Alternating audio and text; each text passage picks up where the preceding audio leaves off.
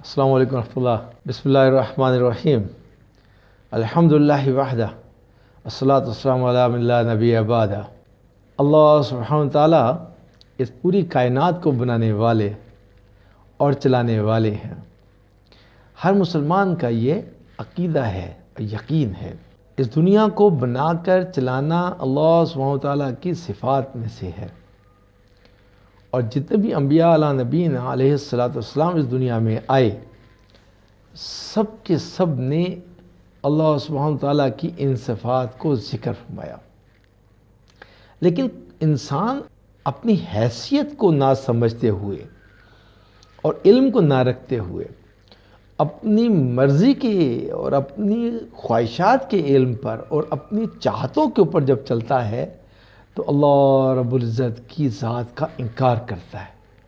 اور وہ جو کہ اللہ سبحانہ تعالیٰ کی ذات کا انکار کرتا ہے وہ ایسے ہی ہے کہ جیسے بے دلیل ایک انسان جس کے پاس نہ اپنی بات کی کوئی دلیل ہے اور نہ ہی کسی کو سمجھانے کے لیے اس کے پاس کوئی الفاظ ہیں۔ اللہ عز و جل دنیا کو بنایا ہے، چلا رہے ہیں، ہمیشہ سے ہیں،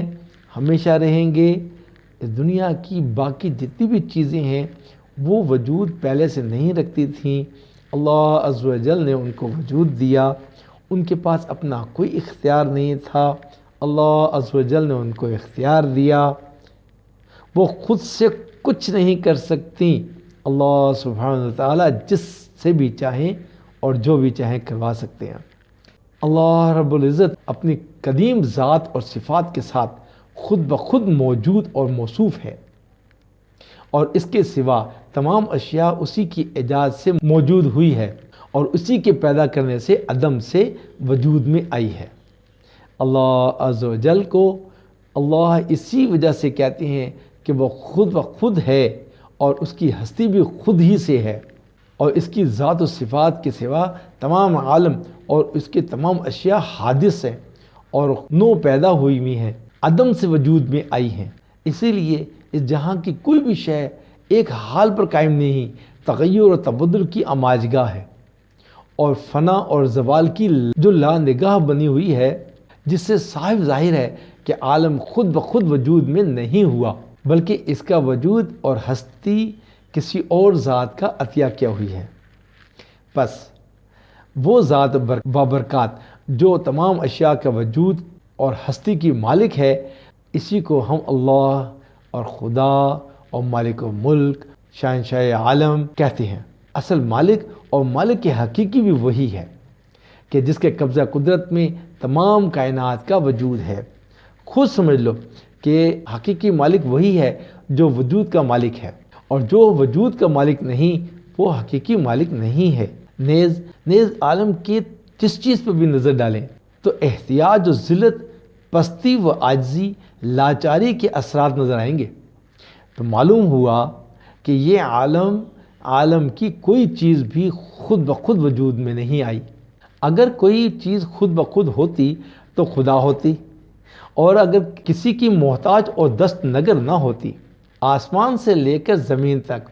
کوئی شے تم کو ایسی نظر نہیں آئے گی جو حرکت سے خالی ہو، اور یہ امر بھی بہت زیادہ مشاہدے میں آتا ہے، اور مشاہدے سے یہ ثابت ہے کہ کوئی حرکت ایک حال اور ایک منوال پر نہیں۔ معلوم ہوا کسی چیز کی حرکت بھی اس کی اپنی ذاتی نہیں، یعنی اس کی ذات سے نہیں ہو رہی، بلکہ اس کسی محرک سے ہے کہ جو ان کی ذات کے علاوہ کوئی اور چیز ہے۔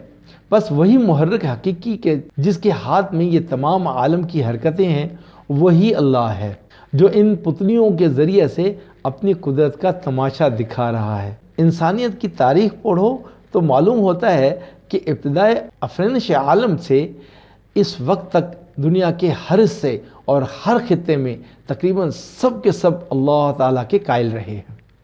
اور دنیا کے تمام مذاہب اور ادیان سب اس پر متفق ہیں کہ خدائے برحق موجود ہے، اور اس نے اپنی قدرت اور ارادے سے اس عالم کو پیدا فرمایا۔ مادہ پرستوں کا گروہ، جن کا دوسرا نام منکرین مذہب ہے یا منکرین اللہ ہے، وہ نہایت بے باکی کے ساتھ اللہ کے وجود کے منکر ہے، اور یہ کہتا ہے کہ خدا کا کوئی واقعی کوئی وجود نہیں، خدا محض ایک موہوم اور فرضی شے ہے جس کو انسانی دماغ نے قوانین طبیعہ سے مرعوب ہو کر اختراع کر لیا، اور تمام اعمال و افعال اور تمام اقوال و احوال بلکہ کائنات میں اس کو مدبر اور متصرف سمجھ کر اپنے وجود کی باغ اس کے ہاتھ میں دے دی ہے، اور بے وجہ اپنی امید کو اس کے ساتھ وابستہ کر لیا اور اس کو اپنا معبود سمجھ لیا۔ مادہ پرست کہتے ہیں کہ اہل مذہب کو ایک مافوق الفطرت ہستی ماننے کی کوئی ضرورت بھی نہیں۔ یہ لوگ عالم تغیرات و حوادث سے گھبرا کر ڈر کر ایک فرضی خدا کے قائل ہو گئے۔ حوادث و تغیرات کے لیے خدا کو ماننے کی کوئی ضرورت نہیں۔ مادہ بھی قدیم ہے اور اس کی حرکت بھی قدیم ہے۔ مادہ سے مراد نہایت چھوٹے چھوٹے اجزاء ہیں اور ایسے ذرات ہیں، اور انہی اجزاء اور ذرات کو مادہ کی طور پر تعبیر کرتے ہیں۔ رفتہ رفتہ اجزاء میں اختلاط اور ترکیب پیدا ہوئی اور اس سے تمام عالم بن گیا۔ تحقیق جدیدہ میں آج کل کے دور سے یہ ثابت ہوتا ہے کہ عالم کی تمام سماوی اور ارضی چیزوں کی اصل دو چیزیں ہیں، مادہ اور اس کی حرکت۔ دونوں قدیم و متلازم ہیں، ایک دوسرے سے جدا نہیں ہو سکتی۔ جس طرح معلول اپنی علت سے بے اختیار بن جاتا ہے، اسی طرح یہ تمام آسمان و زمین کو اور کواکب و سیارات، اشجار و نباتات مادہ اور اس کی حرکت سے خود بخود بن گئے۔ لہٰذا ہم کو خدا ماننے کی ضرورت نہیں، اور نہ ہمیں اس کی ضرورت ہے کہ ہم اپنی گردن میں مذہبی طوق و سلاسل پھانسیں اور گراں بار بنیں۔ ہمیں خدا کی بالکل ضرورت نہیں، بلکہ مادہ اور اس کے قوانین فطریہ اس عالم کی ہستی و بقا کے کفیل اور ذمہ دار ہیں۔ یہ ہے منکر خدا کی دلیل، جس کو آپ نے سن دیا، جس نے سوائے فرضی، خیالی، تخمینی اور بے ربط مقدمات کے سوا اور کچھ بھی نہیں۔ سب متکبرانہ، مغرورانہ دعوے ہیں جن پر کوئی دلیل نہیں بنتی۔ ہم اللہ پرست کہتے ہیں کہ مادہ پرستوں نے اپنے زعم اور خیال میں ان کائنات سماوی و ارض کا ایک خاص سبب اپنے دماغ سے اختراع کر کے پیش کر دیا، جس پر جز کے برابر بھی کوئی دلیل ان کے پاس نہیں ہے۔ لیکن جس سبب کی ہم کو تلاش تھی، اس میں کامیابی ہمیں نہیں ہوئی۔ ہمیں تلاش اس کی ہے کہ یہ قصر کائنات جو عجیب و غریب تناسب اور ترتیب پر مشتمل ہے، اور جس کا ہر جز گنجینہ و اسرار حکم ہے، اور ماہرین علم افلاک اور علم طبقات الارض اور ماہر علم حیوانات اور ماہر علم نباتات ان کے دقائق اور اسرار کے ادراک سے قاصر اور ماندہ ہے۔ یہ قصر کائنات کس طرح وجود میں آیا اور اس کے وجود کا سبب کیا ہے؟ اگر گروہ یہ کہتا ہے کہ کائنات کا یہ منظم اور مرتب نظام خود اپنے اندر یہ بول رہا ہے کہ میرا بنانے والا، میرا چلانے والا نہایت علم و حکمت اور نہایت ہی قوت و قدرت والا ہے اور موصوف بہمہ صفات ہے، مادہ پرستوں کا وہ گروہ کہتا ہے کہ یہ تمام عالم مادہ اور اس کے غیر مرئی ذرات اتفاقی اور اضطراری حرکتوں کا نتیجہ ہے، اور مادہ پرست اس کے قائل ہیں کہ مادہ بالکل اندھا، بہرا اور گونگا اور بے حس اور بے شعور ہے، نہ دیکھتا ہے نہ دیکھ سکتا ہے، نہ سنتا ہے نہ سن سکتا ہے، نہ بولتا ہے نہ بول سکتا ہے، اور کوئی کام اس کا قصداً اختیار میں نہیں ہے، اور نہ اس کو کسی تناسب و ترتیب کا علم ہے، اور نہ ہی اس میں اس کی قدرت کو دخل ہے، اور نہ یہ مادہ کسی قاعدہ و قانون سے واقف ہے۔ عالم کی یہ تمام عجیب و غریب کائنات محض بخت و اتفاق سے معرض وجود میں آ گئی ہے۔ پس مادہ پرستوں نے اس مرتب و متناسب نظام کائنات کا سبب مادہ کو قرار دیا، گویا کہ ایک اندھا، بہرا اور بے شعور اور بے حس مادہ کو اپنا خدا مان لیا اور سر تسلیم اس کے سامنے خم کر دیا، بلکہ اس کے قدموں میں ڈال دیا، اگرچہ کہ نام اس کا خدا نہیں رکھا۔ اور خدا پرست یہ کہتے ہیں کہ اس قصر کائنات کو مادہ اور اس کے اتفاقی اضطراری حرکات کا نتیجہ قرار نہیں دینا، حرکات کا نتیجہ قرار دینا ایسا ہی ہے جیسے کسی نہایت خوش قلم کتاب کے نقوش کو دیکھ کر یہ کہنا کہ یہ کتاب کسی ماہر خوش نویس نے لکھی ہوئی نہیں ہے، بلکہ تمام کتابی نقوش عجیب و غریب علوم و معارف پر مشتمل ہیں، وہ سیاہی اور اس کی حرکات کا نتیجہ ہے۔ یا اس طرح سے بھی ہو کہ یا کسی قصر شاہی کو دیکھ کر جس میں طرح طرح کے کمرے اور بالا خانے اور قسم قسم کے فرش اور قالین بچھے ہوئے ہوں، حوضیں اور فوارے لگے ہوئے ہوں، اور وہ اپنے جاری و ساری ہوں، کوئی یہ کہنے لگے کہ یہ محل ماہر انجینئروں اور کاریگروں کی کارگری نہیں، اور نہ یہ محل کسی ذی شان معمار کا بنایا ہوا ہے، بلکہ اتفاق سے ایسی ہوا چلی کہ مادہ ترابی اور مادہ مائی میں یعنی پانی کے ذرات بسیطہ میں حرکت پیدا ہوئی، جس سے یہ کمرہ اور یہ جنگلے اور یہ برآمدے اور یہ راستے اور یہ حوضیں اور یہ نہریں خود بخود بن گئے، اور قالین اور کرسیاں خود بخود اڑ کر یہاں آ کر سج گئیں۔ کیا جس شخص کے دماغ میں کچھ بھی عقل ہو وہ اس طرح کی بکواس کو سننے کے بعد اس کو دیوانہ نہ سمجھے گا تو اور کیا؟ جب ہم کسی گھڑی کو دیکھتے ہیں جس سے وقت معلوم ہوتا ہے تو اس کی عجیب و غریب انضباط اور استحکام اور کل پرزوں کی حرکتوں کو دیکھ کر یقین کر لیتے ہیں کہ اس کا بنانے والا قواعد ہندسیہ کا بڑا ہی ماہر تھا۔ اور اگر کوئی یہ کہے کہ اس گھڑی کا بنانے والا ایک ایسا شخص ہے جو اندھا ہے، بہرا ہے، ناسمجھ ہے، بے خبر ہے، علم ہندسیہ اور کل سازی کے کسی اصول سے بالکل ناواقف ہے، یعنی کہ وہ مادہ، تو کوئی ادنا عقل والا بھی اس کی تصدیق کے لیے تیار نہ ہوگا۔ یا مثلاً اگر کوئی یہ کہے کہ یہ گھڑی کسی کاریگر کی بنائی ہوئی نہیں ہے، بلکہ یہ تمام پرزے مادہ اور اس کی حرکت سے خود بخود اس کی خاص حیت پر بن گئے، اور پھر اس کے بعد جب ان پرزوں کو دوبارہ حرکت ہوئی تو خود بخود مرکب ہو گئے اور اپنے اپنے موقع پر لگ کر گھڑی خود بخود تیار ہو گئی اور خود بخود چلنے بھی لگی، تو سامعین اس محقق سائنسدان کی اس تقریر دل پذیر کو سن کر کہہ ہی لگائیں گے۔ کون عاقل اس بات کو قبول کر سکتا ہے کہ عالم کے یہ عجیب و غریب تنوع و تطورات ایک بے جان اور بے حس بے شعور مادہ کی ازلی حرکات کا ثمرات اور نتیجہ ہیں؟ آپ سے ہمارا یہ سوال ہے کہ تنوعات و تطورات تمام کے تمام آپ کے نزدیک حادث ہیں، جیسا کہ علم طبقات الارض اور علم طبقات الافلاک کے ماہرین نے اس کی تصریح کی ہے، اس لیے کہ پہلے نہ تھے اور بعد میں پیدا ہوئے، اور یہی حقیقت حدوث کی ہے۔ پس اگر ان تنوعات حادثہ کی علت مادہ قدیمہ اور اس کی حرکت ازلیہ ہے تو پھر یہ تمام تطورات اور تنوعات بھی قدیم ہونے چاہیے، اس لیے کہ جب علت قدیم ہے تو معلول بھی قدیم ہونا چاہیے۔ ہاں، اگر صورت ہوئی تو مادہ اپنے ارادہ اور اختیار سے ان تنوعات کا موجد ہوتا تو یہ کہہ سکتے تھے کہ واجب الوجود اور قدیم کے ارادہ سے وہ چیز پیدا ہو گئی اور وہ اس کے ارادے اور اختیار کے تابع ہوگی، اس لیے وہ حادث ہوگی اور موجد حادث نہ ہوگا۔ لیکن آپ مادہ میں کسی قسم کے حیات اور شعور اور ارادے کے قائل نہیں، اور اگر آپ یہ کہیں کہ ابھی تک مادہ میں خاص استعداد پیدا نہ ہوئی تھی اس لیے یہ انواع اور اقسام اب تک ظہور اور وجود میں نہ آئے، پھر ہم یہ سوال کریں گے کہ اس استعداد کی علت بھی تو وہی مادہ قدیمہ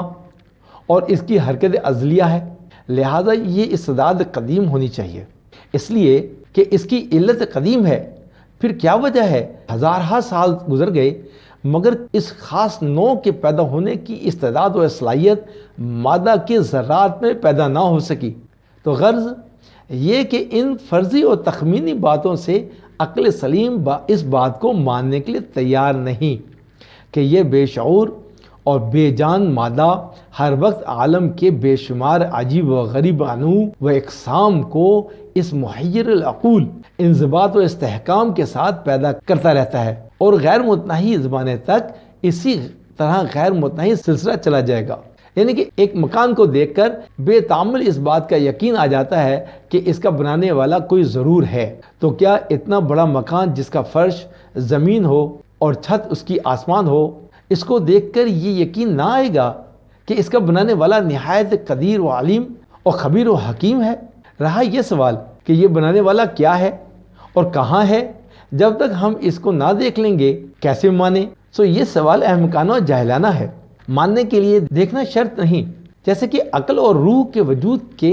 آپ بھی قائل ہیں، مگر آپ نے بلکہ کسی نے بھی آج تک عقل اور روح کو اپنی آنکھوں سے نہیں دیکھا، اور نہ دیکھنا انکار کی دلیل نہیں بن سکتا۔ عقل پردہ کے پیچھے سے حکم دیتی ہے اور لوگ اس کے سامنے سر تسلیم خم کرتے ہیں، اور کسی کے دل میں اس کا خیال تک نہیں آتا کہ جب تک ہم عقل کو اپنی آنکھوں سے نہ دیکھ لیں اس وقت تک عقل کا کوئی حکم نہیں مانیں گے۔ نیز یہ بات بھی کہ سائنسدان یہ بتلاتے ہوئے کہ انہوں نے مادہ اور اس کے اجزاء اور اس کی حرکات کا کب مشاہدہ کیا، نہ پہلے کیا نہ آئندہ کر سکیں گے۔ دعویٰ تو یہ تھا کہ ہم جب تک کسی چیز کا مشاہدہ نہ کر لیں اس وقت تک اس چیز کو نہیں مانتے۔ آپ کا قاعدہ کہاں گیا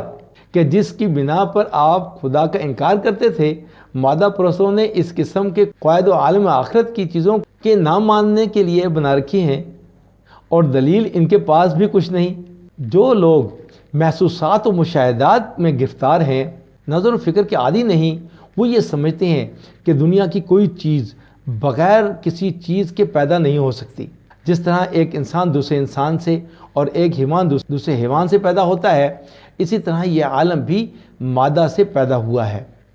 عدم محض سے وجود میں نہیں آیا۔ یہ خیال بالکل غلط ہے۔ ان لوگوں نے خدا کی قدرت کو بندہ کی قدرت پر قیاس کر لیا کہ جس طرح بڑھئی اور کمہار بغیر تختہ اور مٹی کے تخت اور کوزہ نہیں بنا سکتا، اسی طرح معاذ اللہ بھی بغیر مادہ کے عالم کو وجود نہیں دے سکتا۔ حالانکہ یہ لوگ اس بات کو تسلیم کرتے ہیں کہ عالم کی اشیاء متغیرہ یعنی صورتیں اور خطوط اور نقش و نگار اور تمام اعراض و کیفیات کسی چیز یعنی مادہ سے پیدا نہیں ہوئیں بلکہ محض عدم سے وجود میں آئی ہیں۔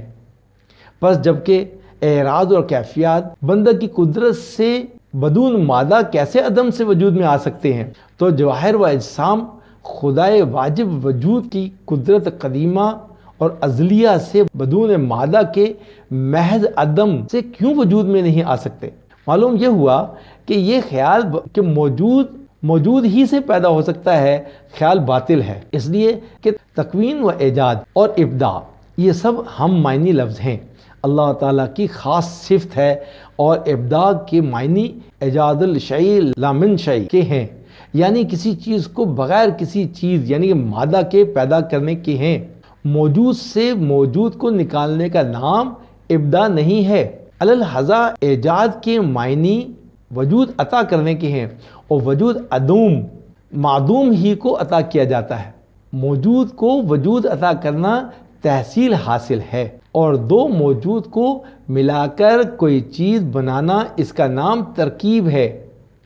لغت اور عرف میں اس کو ایجاد نہیں کہتے۔